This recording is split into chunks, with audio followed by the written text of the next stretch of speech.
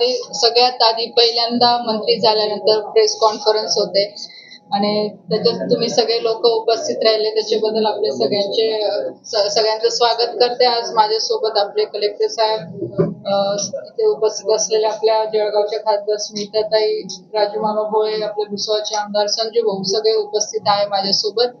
आणि जसं केंद्र सरकारच्या आदेशाने जे प्रत्येक खासदाराला दर 3 महिन्यांनी दिशाची बैठक घेणं हे अपेक्षित असतं, आज त्याच अनुषंगाने आज स्मिताताई, मी आणि आपले आमदारांच्या उपस्थितीमध्ये, कलेक्टर साहेबांच्या आणि सगळ्या अधिकाऱ्यांच्या उपस्थितीमध्ये आज दिशाची बैठक आज पार पडलेली आहे.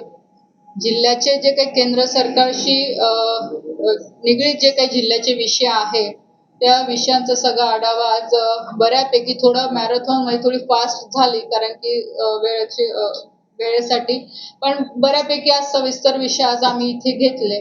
आणि मला असं वाटतं की नक्कीच कलेक्टर साहेबांकडनं आणि जेवढे आपले जिल्ह्याचे अधिकारी आहेत त्यांच्या माध्यमातून आम्ही जे काही विषय मांडलेले आहे इथे त्या सगळ्या विषयांची दखल घेतली जाईल की जेणेकरून आपले प्रलंबित जे काही जिल्ह्याचे कामं आहेत ते मार्गी लागतील अशी अपेक्षा सगळ्या अधिकाऱ्यांकडनं मला आहे.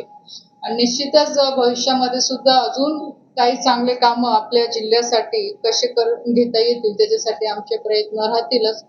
आणि आज आपण बघू शकतो की आज मंत्री म्हणून आज युवा आणि क्रीडा विभाग माझ्याकडे आहे, तर मी ह्या सुद्धा सूचना क्रीडा अधिकाऱ्यांना आणि कलेक्टर साहेबांना दिल्या की आपल्या जळगाव जिल्ह्यामध्ये पण एक चांगली व्यवस्था क्रीडासाठी झाली पाहिजे. मग ते सगळे जे काही आपले स्पोर्ट्स आहे, जे आपले जळगाव जिल्ह्यातले प्लेयर्स चांगल्या पद्धतीने खेळू शकताय म्हणजे खेळताय, तर त्यांच्यासाठी इथे सगळ्या सोयी सुविधा उपलब्ध झाल्या पाहिजे. निदान आपण नॅशनल आणि स्टेटच्या मॅचेस आपण इथे कंडक्ट करू शकतो अशा पद्धतीचं इन्फ्रास्ट्रक्चर आपल्याला उभं करायचं आहे.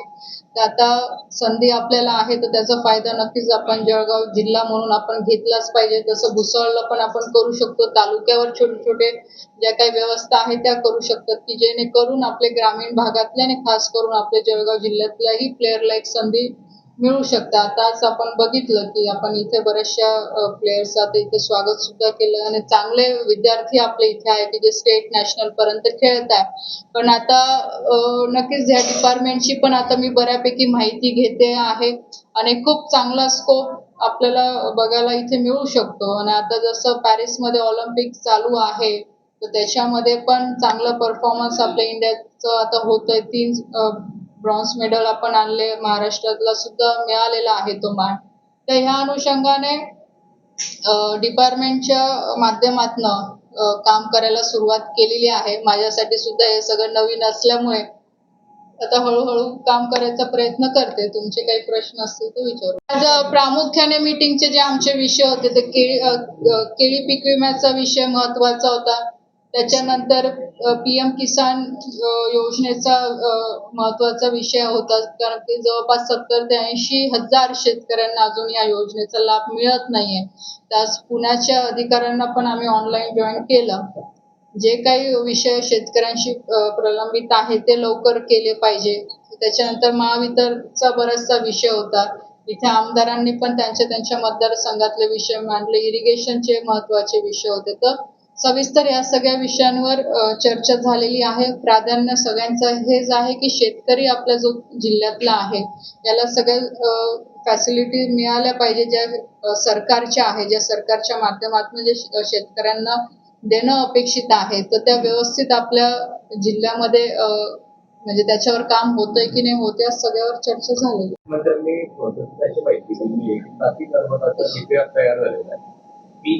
तयार झालेला आहे पण गिरणा नारपार उघडलेलं आहे. योजना हे 2 विषय बघा. मेगा रिचार्ज बद्दल बोलतोय तुम्ही, हा पूर्ण वेगळा विषय आहे आणि जो तुम्ही नारपारचा विषय सांगता तो वेगळा आहे. नारपारच्या संदर्भात मला आता एक्झॅक्टली एवढी माहिती नाहीये जे तुम्ही सांगता, पण मेगा रिचार्जचं मी असं सांगेल की आता आमची एक प्रायमरी मीटिंग आता मंत्र्यांसोबत CR पाटील साहेबांसोबत झालेली आहे. याच्यावर परत एक्झिक्यूट करताय कारण की शेवटी हा 3 राज्यांचा विषय आहे. मध्य प्रदेश आहे, महाराष्ट्र आहे आणि गुजरात पण याच्यात थोडाफार पार्टली त्याचा परमिशनचा विषय पाण्याचा आहे. तर याच्यावर चर्चा चालूच आहे, कारण की हा जो प्रोजेक्ट आहे हा खूप मोठा आहे आणि थोडा जो रेग्युलर तुमचे जे प्रोजेक्ट आहे म्हणजे डॅम बांधणं किंवा दुसरे उपसा सिंचन करणं, जे नॉर्म्स केंद्र सरकारचे आहेत त्याच्यामध्ये हा बसत नाही. तर याला थोडं ॲडिशनल अजून काय टेक्निकल मुद्दे जॉईन करून करून घेता येईल याच्यासाठी आता त्याच्यावर ऑब्झर्वेशन सगळ्यांचं. सातबलून बंदराचं तर सगळे प्रोसेसमध्ये आहेच त्या सगळ्या गोष्टी. क्रीडा संकुलन जे आहे त्याची अवस्था अजूनही निधी वगैरे कशीच तशीच आहे. जिल्हा क्रीडा संकुलच्या संदर्भात आता आणि हे बघा विषय असा आहे की तालुक्याचे जे क्रीडा संकुल आहे शेवटी हे राज्य सरकारच्या माध्यमातून हे संकुल बांधले गेलेले आहे. नक्कीच त्याच्यामध्ये बऱ्याच ठिकाणी दुरुस्ती करायची गरज आहे आणि आजही त्या सूचना मी दिलेल्या आहेत अधिकाऱ्यांना की आपल्या आपल्या तालुक्या लेवलवर बघा तिथे काय करायची गरज आहे, काय व्यवस्था उभ्या करायची गरज आहे, कारण की शेवटी केल्यानंतर त्याला मेंटेनन्स ठेवणं फार गरजेचं आहे. तिथे मेंटेनन्स असणं अपेक्षित आहे. तर स्थानिक पातळीवर काय करून घेता येईल, मग आमदार असतील किंवा आम्ही खासदार म्हणून असू तर आमच्या मदतीने तिथे काय व्यवस्था उभ्या करता येईल त्याच्यासाठी पूर्ण लक्ष देऊ. काही बऱ्याच ठिकाणी ते पूर्णच झालेले नाही आहे त्या स्थितीतच आहे. काही ठिकाणी तर जागा सुद्धा निश्चित झालेली नाही. गोल हस्तांतरणासाठी थांबलाय वर्षभरापासून. मी तुम्हाला बघा तेच मी सांगते की जळगावमध्ये आज माझा पहिला दिवस आहे. मी पण आता अधिकाऱ्यांना तेच सांगितले की मला व्यवस्थित महिन्याभरात पूर्ण DPR आपल्या जळगाव जिल्ह्याचं बनवून द्या की कुठे काय काय अडचण आहे, मग त्याच्यावर मला काम करता येईल. कारण की शेवटी आता तुम्हाला हे सगळ्यांना माहिती आहे की अजून मला पण 2च महिने झालेले आहे या सगळ्या डिपार्टमेंटचा कारभार घेताना. याच्या आधी हे सगळे विषय खालच्या म्हणजे तालुक्या लेवलवरचे होते म्हणून ते माझ्या अंडर येत नव्हते. पण आता आल्यानंतर आता आजच मी तुमच्या समोरच मीटिंगमध्ये जे तुम्ही लोक उपस्थित असतील त्यांनी बघितलं असेल की क्रीडा अधिकाऱ्याला सूचना त्या पद्धतीने दिलेल्या. महिन्यानंतर नक्कीच त्याचा आउटपुट मी तुम्हाला देऊ शकते की आपण काय करू शकतो नाही करू शकतो.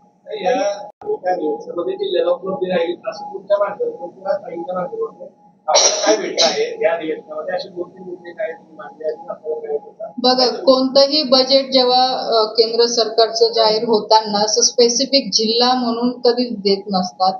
ज्या काही योजना तयार होतात त्या सगळ्यांसाठीच तयार होतात. त्याचे सगळे जिल्हे पण येतात, तालुका पण येतात आणि गावं पण येतात. आता या बजेटमध्ये आपण बघितलं असेल की शेतकरी असेल, महिला असेल, कामगार असेल, विद्यार्थी असेल, ह्या सगळ्या विषयांना घेऊन हे बजेट तयार झालेलं आहे की जेणेकरून गाव पातळीपर्यंत केंद्र सरकारच्या या सगळ्या योजना पोहोचल्या पाहिजे. आधीचं पण आपण बघितलं असेल की आता घरकुलचं सुद्धा आम्ही आढावा घेतला. प्रधानमंत्री आवास योजना असेल त्याच्यामध्ये पण आता यावर्षी बऱ्यापैकी बजेट दिलेलं आहे.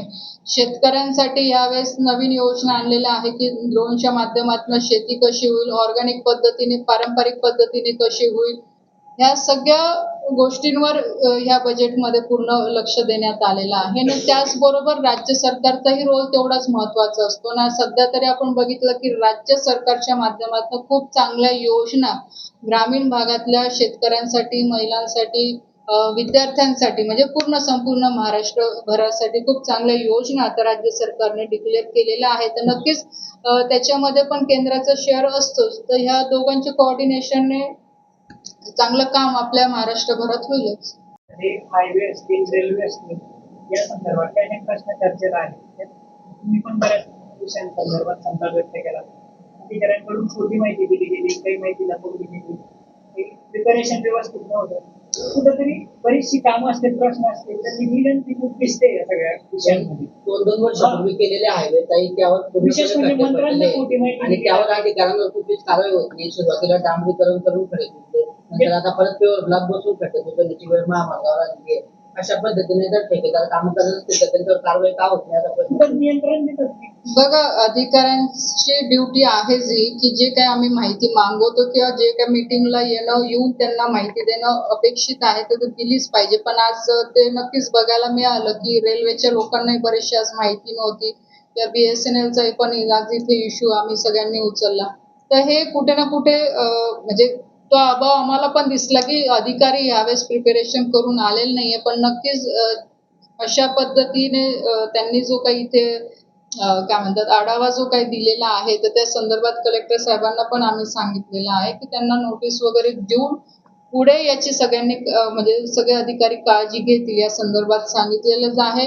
नॅशनल हायवेचा विषय सांगितला तर आताच आमची सगळ्या आमदारांची पण चर्चा झाली तर नक्कीच त्या म्हणजे जे पवार साहेब आहेत त्या संदर्भात गडकरी साहेबांशी भेट घेऊन मी आणि स्मिताताई त्यांच्यावर काय योग्य कारवाई करता येईल याच्यासाठी प्रयत्न करू किंवा बदलीच माझा तर पहिला प्रेफरन्स राहील की त्यांची बदली होऊन इथं चांगला अधिकारी आला पाहिजे.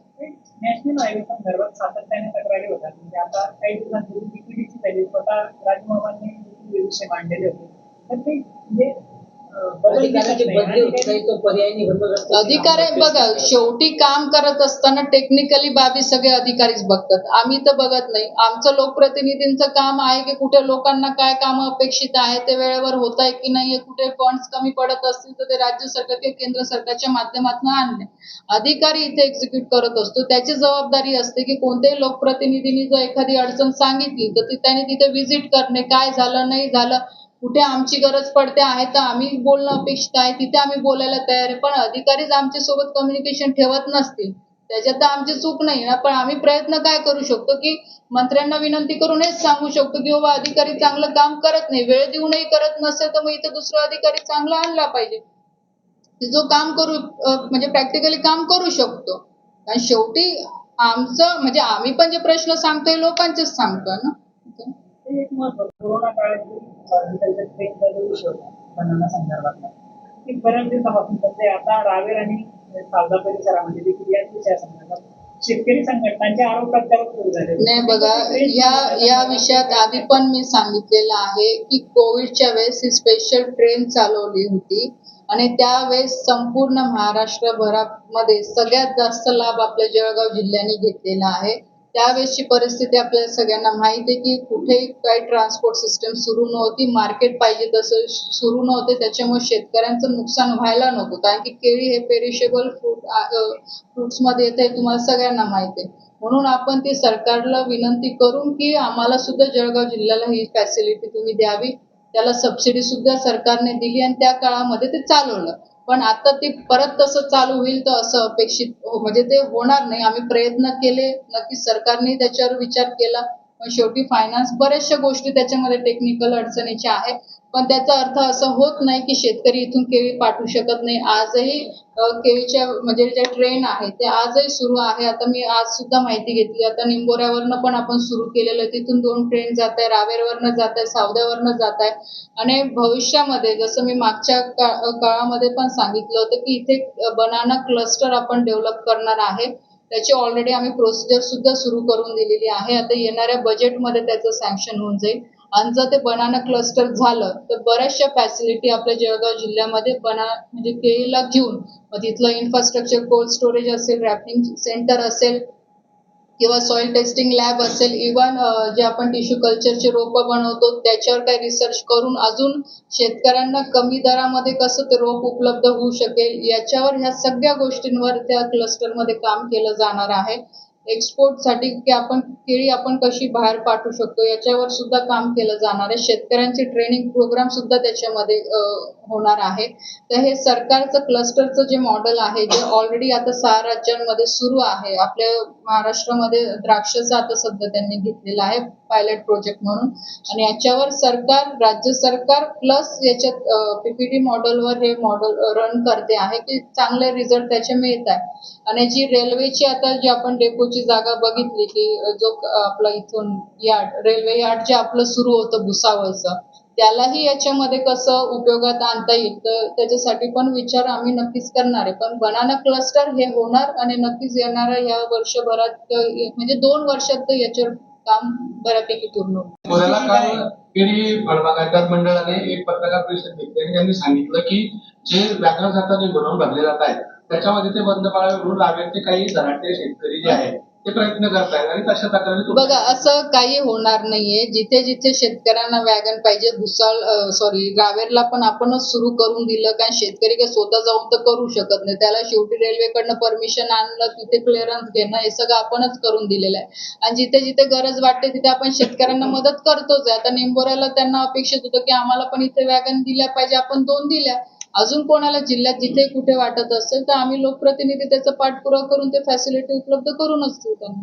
पण आता सध्या जो प्रश्न निर्माण झालेला आहे त्या संदर्भात विरोधक तुमच्या बाजूने वातावरण निर्मिती करता की रक्षाताईंनी प्रयत्न केले नाहीत, रेल्वे कसले? सुरू होणार नाही. कसले तेच ना वॅगन संदर्भातला. अहो वॅगन सुरूच आहे ना, कुठे बंद कुठे आहे? वॅगन ऑलरेडी सुरू आहे. दर आठवड्याला 4 गाड्या जात आहे आपल्या दिल्लीला. पण आता जे सुरू झालेलं आहे मॅडम, जे काही आता वातावरण निर्मिती केली जाते ती बंद करण्यासंदर्भात पण पाठपुरावा केला जात आहे. हे बघा, तुम्हाला मी एक विषय सांगते, कोण करते? आमच्यापर्यंत माझ्यापर्यंत असं लेटर आलं नाही. आणि कधी तुम्ही DRM कडे जाऊन माहिती घेऊ शकतात की आम्ही कोणी लोकप्रतिनिधींनी आतापर्यंत असं काही पत्र दिलं किंवा फोन केला की ही वॅगन बंद व्हावी. आमची तर उलट इच्छा आहे की जास्तीत जास्त केळी इथून बाहेर गेली पाहिजे, जेणेकरून आपलंही मार्केट एक्सप्लोर झालं पाहिजे. कारण की इथल्या व्यापाऱ्यांवर अवलंबून राहून चालणार नाही शेतकऱ्यांना. कारण की जो भावाचा जो डिफरन्स येतो, जेव्हा शेतकरी स्वतःचा माल स्वतः बाहेर मार्केटमध्ये जाऊन विकत, 2 पैसे त्याला जास्त मिळणारच आहे. आज जर तुम्ही मागचा 5-6 वर्षाचा जर रेकॉर्ड बघितला, तर ह्या 5-6 वर्षामध्ये बऱ्यापैकी आता शेतकरी स्वतःहून आपलं मार्केट सर्च करून तो डायरेक्ट मोठ्या व्यापाऱ्यांना त्याचा माल देऊ लागलाय.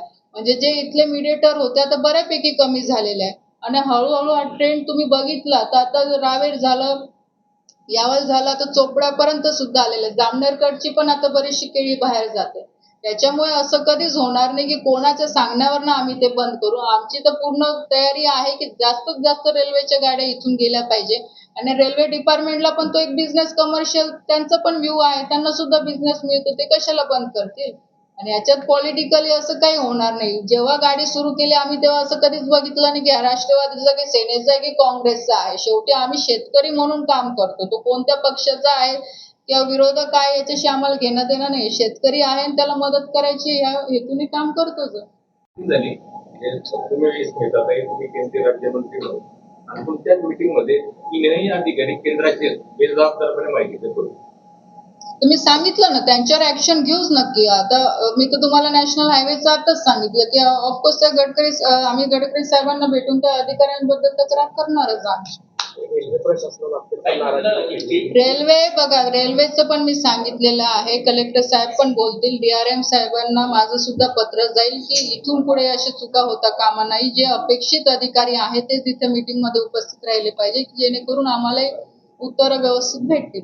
वंदे भारत ट्रेन जी आहे त्याचं काय proposal आहे? वंदे भारतचं प्रपोजल असं आहे की वंदे भारत याच्या आधी म्हणजे याच्या पूर्वी ज्या काही सुरू झालेल्या आहेत, तर भारत सरकारचा हा दृष्टिकोन होता की जे तीर्थक्षेत्र आहेत त्याला अनुषंगाने वंदे भारत आतापर्यंत सुरू झालेलं आहे. कारण की त्याला काही ना काही माध्यम पाहिजे होतं. आणि आपण सुद्धा आपला प्रस्ताव दिलेला आहे. कारण की आपण जळगाव म्हणजे आता मुक्ताईचं मंदिर आपल्याकडे मेन आहे इथे, तर भुसावळवरनं किंवा जळगाववरनं पण वंदे भारत ही ट्रेन सुरू झाली पाहिजे की जेणेकरून आता ते कनेक्ट कशी करणार, तर शेगावला पण कनेक्ट करू शकतात, इथे दर्शन होऊ शकतं, मुक्ताईचं दर्शन होऊ शकतं. तर अशा कनेक्टिव्हिटीने आपण तो रिपोर्ट पाठवलेला आहे आणि नक्कीच ती पण लवकर सुरू होईल. त्याच्यानंतर आपण भुसावळ पुणे ट्रेन सुरू करण्यात यावी त्याच्यासाठी प्रपोजल आपण दिलेलं आहे, ते फायनल स्टेजमध्ये आहे. त्याच्यानंतर फ्लाईटचं पण तुम्ही मागच्या आठवड्यात बघितलं असेल की इथून पुण्यासाठी कनेक्टिव्हिटी वाढली पाहिजे. आता सुरू तर प्रायमरी बेसिसवर झालेली आहे. जर चांगले पॅसेंजर मिळाले, टायमिंगचं शेड्यूल आता आम्ही करतोय की एक तर सकाळी देण्यात यावी किंवा संध्याकाळी, की जेणेकरून जाणाऱ्या येणाऱ्यांना पण सोयीचं होईल. जर चांगला रिस्पॉन्स मिळाला तर त्याचे पण आपण जे ट्रिप आहे ते पण आपण वाढवू. तिरुपतीसाठी आपण दिलेला आहे.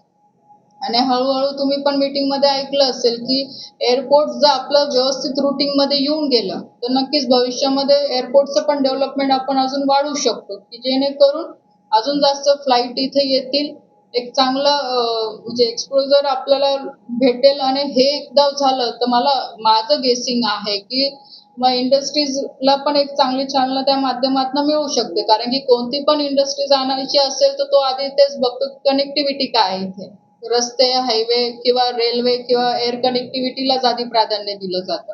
जर ते झालं तर भविष्यामध्ये चांगलं स्कोप आपल्या जळगाव जिल्ह्याला मिळू शकतो.